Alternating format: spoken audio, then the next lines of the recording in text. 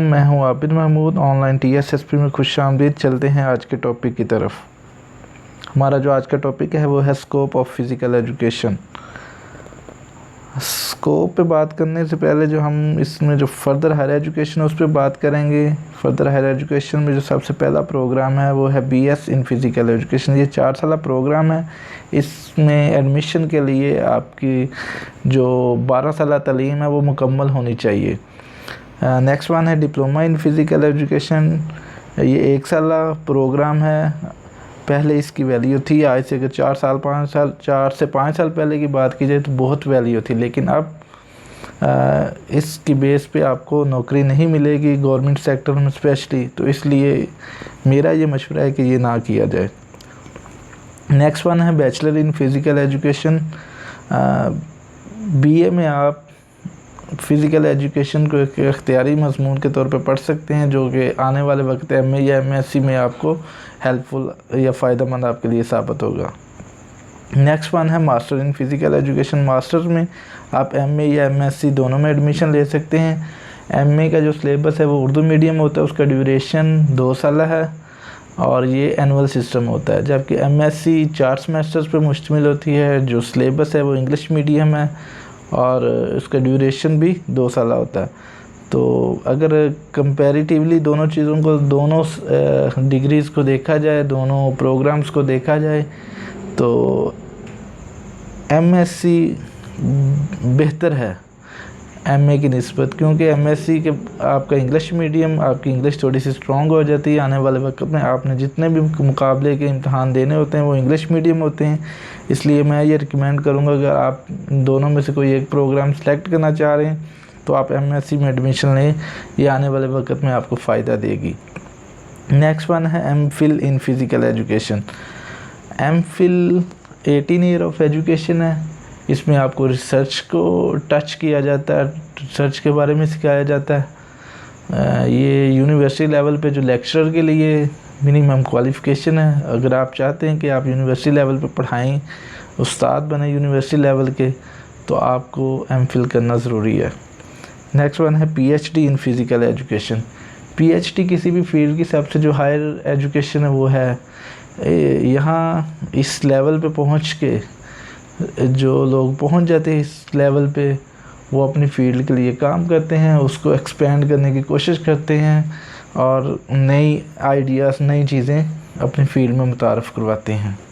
Next चलते हैं education sector. Schools में अगर बात की जाए इसके स्कोप की, अब हम स्कोप की तरफ आते हैं। बाकायदा जो जॉब्स आपको मिलनी है, जो जॉब्स के मौके हैं, उन पे बात करेंगे। तो सबसे पहले हम स्कूल एजुकेशन डिपार्टमेंट की बात करेंगे। उसमें जो सबसे पहली जो पोस्ट है वो EST फ़िज़िकल एजुकेशन BS 15 की जॉब है। नेक्स्ट वन है सब्जेक्ट स्पेशलिस्ट है, BS 17 की जॉब है। सीनियर सब्जेक्ट स्पेशलिस्ट हैं, BS 18 की जॉब है। हेड मास्टर या हेड मिस्ट्रेस के लिए आप अप्लाई कर सकते हैं, BS 17 की जॉब है। डिप्टी हेड मास्टर या हेड मिस्ट्रेस के लिए आप अप्लाई कर सकते हैं, BS 17, और कुछ सूरतों में ये 18 की जॉब है। नेक्स्ट चलते हैं हायर एजुकेशन सेक्टर कॉलेजेस की अगर बात की जाए तो इसमें डायरेक्टर स्पोर्ट्स की पोस्ट है, BS 16 की है। लेक्चरर की है, BS 17 की है। असिस्टेंट प्रोफेसर है, BS 18 में। एसोसिएट प्रोफेसर है, BS 19 में। प्रोफेसर हैं BS 20 में। इनमें कुछ पोस्टें हैं जो बाई प्रमोशन है और बहुत सी ऐसी हैं जो इनिशियल रिक्रूटमेंट के थ्रू होती हैं, जो किसी भी कॉलेजेस और स्कूल्स में, तो स्पेशली ये जो हायरिंग एजेंसीज़ होती हैं, जैसे पब्लिक सर्विस कमीशन है, नेशनल टेस्टिंग सर्विस है, ओपन टेस्टिंग सर्विस है, इस तरह की जो टेस्टिंग सर्विसेज हैं उनके थ्रू ये अनाउंस होती हैं। और कुछ जो बाई प्रमोशन है, जो ऑलरेडी डिपार्टमेंट में मौजूद लोग होते हैं, उनको एक क्राइटेरिया जो एक डिपार्टमेंट ने अपने रूल्स में बनाए होते हैं उसके मुताबिक चेक करके अगले ग्रेड में या नेक्स्ट पोस्ट में वो कर दिया जाता है प्रमोट। नेक्स्ट चलते हैं हायर एजुकेशन सेक्टर यूनिवर्सिटीज़ में अगर की बात की जाए तो इसमें गेम सुपरवाइज़र की पोस्ट है, BS 14 की है। कोचेज़ की है, BS 11 से लेके 14 तक की होती है। असिस्टेंट डायरेक्टर स्पोर्ट्स की है, BS 16 और 17 की है।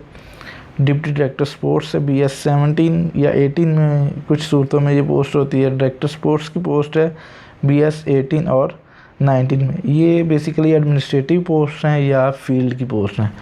अब हम यूनिवर्सिटीज़ पे जो एजुकेशनल जो डिपार्टमेंट्स की हैं, जो तालीम के लिहाज से होती है, तो उसकी बात करेंगे। उसमें सबसे पहले है लेक्चरर की है, BS 17 की पोस्ट है। सीनियर लेक्चरर है BS 18 में।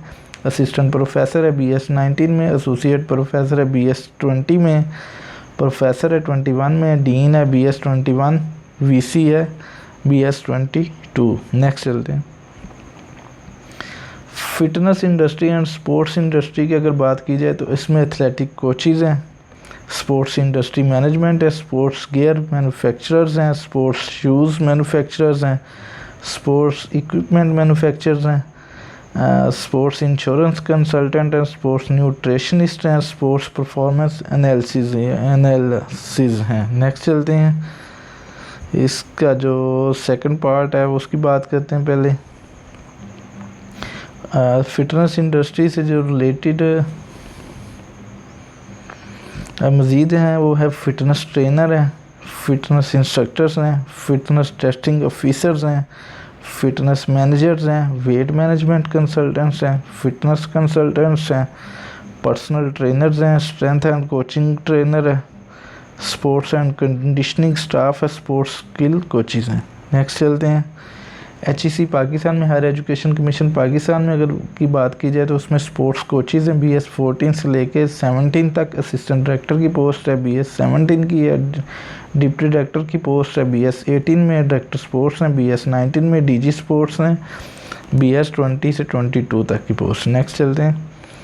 फेडरल एजुकेशन बोर्ड में है अगर देखा जाए तो लेक्चरर की है BS 17 की है। असिस्टेंट प्रोफेसर है BS 18 में। एसोसिएट प्रोफेसर है BS 19 में। प्रोफेसर है BS 20 से 22 तक की है। डायरेक्टर स्पोर्ट्स है BS 16 और 17 की। फेडरल गवर्नमेंट की अगर बात की जाए तो उसमें स्पोर्ट्स कोचेज़ हैं पाकिस्तान स्पोर्ट्स बोर्ड के ज़ेरे साया। तो ये 14 स्केल से लेके 17 तक की असिस्टेंट डायरेक्टर स्पोर्ट्स हैं BS 17 में। डिप्टी डायरेक्टर स्पोर्ट्स हैं BS 18 में। डायरेक्टर स्पोर्ट्स हैं BS 19 में। DG स्पोर्ट्स हैं 20 से 22 तक के। नेक्स्ट चलते हैं। वेट ये थोड़ा सा जी। Sports department of provincial government, जो सूबाई हुकूमतों के जो स्पोर्ट्स के डिपार्टमेंट उनकी अगर बात की जाए तो उसमें भी बहुत से मौके हैं। स्पोर्ट्स कंसल्टेंट है BS 16 में। तहसील स्पोर्ट्स ऑफिसर है BS 16 में। तहसील स्पोर्ट्स ऑफिसर की अगर पंजाब में बात की जाए तो हर तहसील में एक तहसील स्पोर्ट्स ऑफिसर मौजूद होते हैं, जो तहसील लेवल पे जो मौजूद स्पोर्ट्स फैसिलिटीज़ हैं और जो स्पोर्ट्स मैन हैं उनको ऑर्गेनाइज़ करता है, उनकी ट्रेनिंग का बंदोबस्त करता है, ये उनके लिए काम करता है बेसिकली। तो अगर सिर्फ पंजाब की बात की जाए तो पंजाब में 150 के करीब तहसीलें हैं। उसके बाद है तहसील कोचेज़ हैं। तो अगर देखा जाए तो 150 सिर्फ पंजाब में तहसील स्पोर्ट्स ऑफिसर की सीटें हैं और तहसील कोचेज़ हैं। ये बेसिकली तहसील की जो फेमस गेम होती है उस लिहाज से ये डिपार्टमेंट डिप्लॉय करते हैं कोचेज़ को। तो ये कुछ तहसीलों में 2-2 3-3 भी होते हैं, कुछ में 1 होता है। तो उस हिसाब से जिस जो गेम उस इलाके की फेमस है उस हिसाब से ये कोच नॉमिनेट किए जाते हैं। डिस्ट्रिक्ट स्पोर्ट्स ऑफिसर हैं, तो ये 3-4 तहसीलों को अगर मिला के वो एक डिस्ट्रिक्ट का दर्जा दे दिया जाता है, तो उसको पे जो स्पोर्ट्स का ऑफिसर होता है उसको डिस्ट्रिक्ट स्पोर्ट्स ऑफिसर कहते हैं। पंजाब में 36 ज़िले हैं या डिस्ट्रिक्ट्स हैं, तो समझ लें कि 36 सीटें तो इसकी मौजूद हैं। डिस्ट्रिक्ट कोचेज़ हैं, डिवीज़नल स्पोर्ट्स ऑफिसर हैं, 9 डिवीज़न्स हैं तो 9 ये सीटें भी मौजूद हैं। डिवीज़नल कोचेज़ हैं BS 18 में। प्रोविंशियल कोचेज़ हैं BS 18 में। असिस्टेंट डायरेक्टर स्पोर्ट्स की है 17 ग्रेड की है। डिप्टी डायरेक्टर स्पोर्ट्स हैं 18 ग्रेड की है। डायरेक्टर स्पोर्ट्स है BS 19 की है। DG स्पोर्ट्स हैं BS 20 से 22 तक की पोस्ट। नेक्स्ट चलते हैं। Sports mess communication and allied areas, जो मीडिया से रिलेटेड जो पोस्ट हैं उसकी हम बात करें। स्पोर्ट्स राइटर्स हैं, स्पोर्ट्स जर्नलिस्ट हैं, स्पोर्ट्स प्रमोटर्स हैं, स्पोर्ट्स इवेंट ऑर्गेनाइजर हैं, स्पोर्ट्स प्रोग्राम एंकर्स हैं, स्पोर्ट्स प्रोग्राम प्रोड्यूसर्स हैं, स्पोर्ट्स एडिटर्स हैं, स्पोर्ट्स न्यूज़ कास्टर हैं, स्पोर्ट्स फोटोग्राफर्स हैं। तो ये सारे मीडिया से रिलेटेड लोग हैं। मौजूदा दौर में मीडिया बहुत अहमियत का हामिल है। ये रियासत का एक अहम सतून है।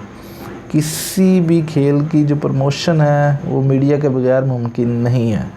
इसलिए बहुत से मौक़े हैं इस फील्ड में भी। तो नेक्स्ट चलते हैं और इसके जो देखते हैं कि एक कोट है, एक ज़रबुल जिसे मिसल कहते हैं कि स्कोप किसी फील्ड का नहीं होता, काबिलियत का होता है। तो ये 101% ठीक है।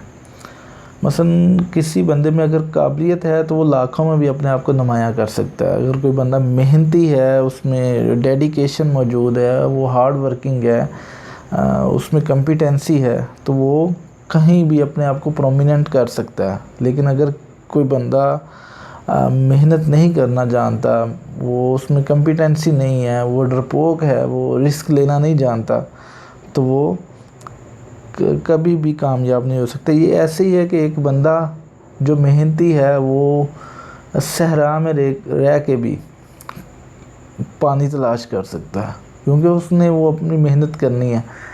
और अगर एक बंदा जो मेहनत नहीं करना जानता तो वो समंदर के किनारे या समंदर में रह के भी प्यासा रह जाएगा। आपका बहुत शुक्रिया, आपने ये वीडियो देखी। अगर आपको ये अच्छी लगे तो लाइक ज़रूर कीजिएगा और अपने दोस्तों के साथ शेयर कीजिएगा। अस्सलाम वालेकुम।